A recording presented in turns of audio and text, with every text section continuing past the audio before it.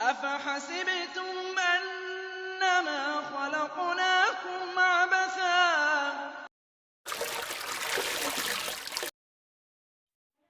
Dear brothers, through this channel, we try to convey the message of your Creator, and your Creator has created a lot of signs that you see every day in this universe.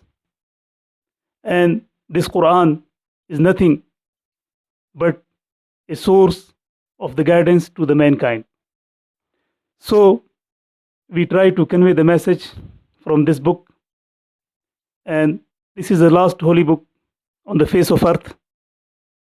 And this book was revealed on Prophet Muhammad Sallallahu Alaihi Wasallam, the last prophet to mankind. So in today's program, we will try to convey some of the signs that is well spread in the universe, and you observe and you can see it on daily basis.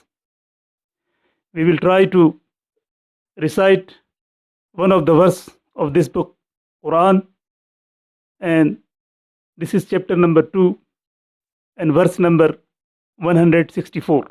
إن في خلق السماوات والأرض واختلاف الليل والنهار والفلك التي تجري في البحر بما ينفع الناس وما أنزل الله من السماء من ماء فأحيا به الأرض بعد موتها وبث فيها من كل دابة وتصريف الرياح والسحاب المسخر بين السماء والأرض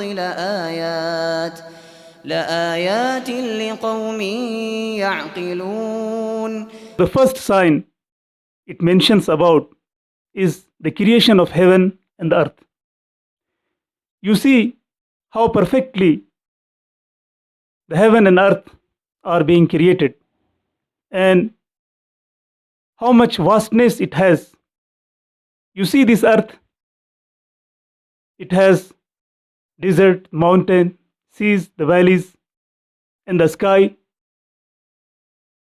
In this, there is moon, stars, sun, and so many celestial objects. So everything has been created in a perfect order.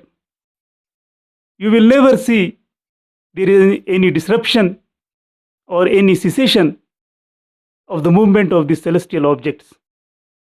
You will never find that sun overtakes moon or moon overtakes sun, or sometime the day is being stripped of the night or night is being stripped of the day. You cannot see this. So what it indicates? It indicates a supreme control of the supreme power, who has perfected it, who has created it for the benefit of the mankind. And what is the purpose of conveying this message in this last book is people should pay attention towards this creation so that they can get back to the Creator. They can really conclude what is the actual point behind this creation.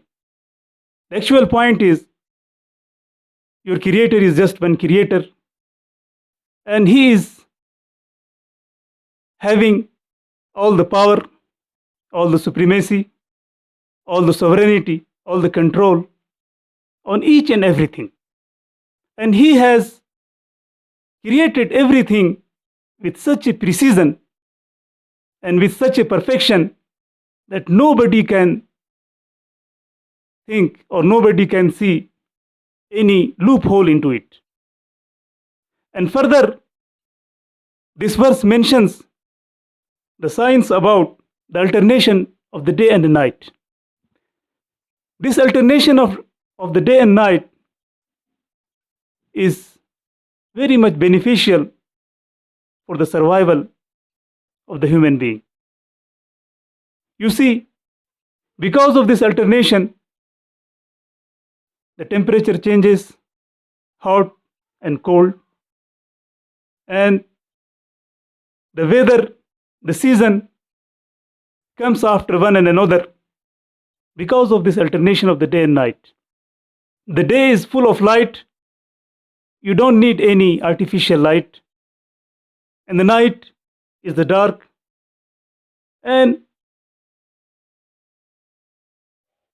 you can feel it, the changes and the perfection in all these creations and the purpose that it serves for the benefit of the humankind. So your creator wants you to ponder over it, to think on it, so that you can resort to the only one Lord, and you can worship to the only one Lord who indeed deserves to be worshipped alone, because he has created everything alone, and he has the power, and he has the control, and he gives everybody life, and he gives everybody death. He is the one who deserves to be worshipped alone. And you see the ships that sails on the face of sea, and we should think, who has made it possible for such a large vessel? Easily it can go from east to west, carrying the passenger, carrying the load, your materials and the things, and everything for your benefit.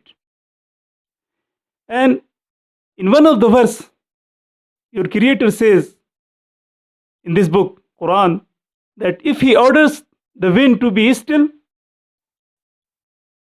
no movement of wind, you will see these huge ships will be just standing on one place. It cannot move. So all these things, all these signs are clearly indicating that there is someone, some supreme being, who has the actual control on everything, and who has made it for the benefit of the mankind, all these things, all these objects. So should not we be really thankful to our Lord, and we should be really worshipping to just one Lord. If we really believe, if we really think that all of these creations are not being created just by someone, but the supreme power. Nobody can create this huge heaven in the sky. Nobody can create the sea, and it cannot be created by itself. Nothing is being created by itself. In your life, you can observe this.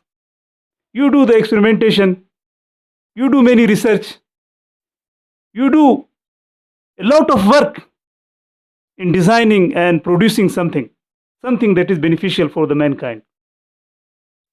So you understand this fact that not a single tiny object can be created without a creator. So how about this heaven and earth and the sea and the wind and the cloud and the sun and the moon and alternation of day and night? So how it can be created without someone actually there to create it? So whole Quran points towards the single creator, the single Lord, and it emphasizes greatly that only he should be worshipped alone, without making any partner to him. He doesn't have any son, he doesn't have any daughter, he doesn't have anything, or you cannot imagine any similarity to him. So further, it says that it is he who sends down the rain, And you see, the earth that is dead, it becomes alive after the rain. And it produces the grain and the vegetation. And Quran, in one of the verse, it says that it is He, the Supreme Being, the sole controller of everything, that He makes alive the dead earth. And He brings forth out the grains that you eat. Just imagine if there is some famine in some area. You cannot produce, you cannot bring, you cannot manufacture any single grain inside your home or in any laboratory. It is only He. He makes the things for you, for your survival. So, what it indicates? It indicates that if He gives us everything, every means for the survival, the food, the shelter, He has given us the ability and the intellect to think and to use the materials. But who has produced the material? Who has given you the iron or silver or gold or any another material or the wood or anything that you can imagine? So everything is being given to us by Him. So we should think it in that way, that Creator doesn't beg from us. He just commands us to worship Him alone. The Quran's style is the command, not to beg. And further it says that He created all the living creatures that you see on the face of earth for our benefit. So many animals we use for our benefit. Some we drink milk of, some we just eat the flesh of, some we just carry our burden on the back of it. So everything is for a purpose, and everything is subjugated to us by the same power, same Lord, same Supreme Being. So everything indicates just a single thing, that is, we should be thankful to our Lord.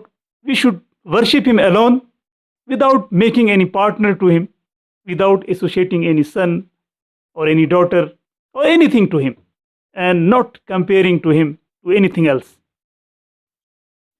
So the one who has accepted the truth, who pondered on the science of the Creator in the creation, and he get back to the Creator, for him is the paradise.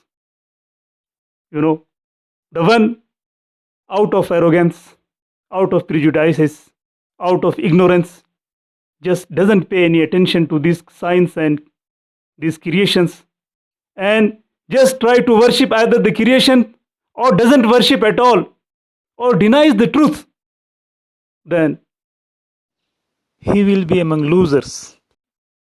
So, dear brothers, think into it and think positively and try to be guided and try to help everyone around you and try to help yourself first, and don't be among the one who are going to be a loser on the final day of judgment or in the life after this death.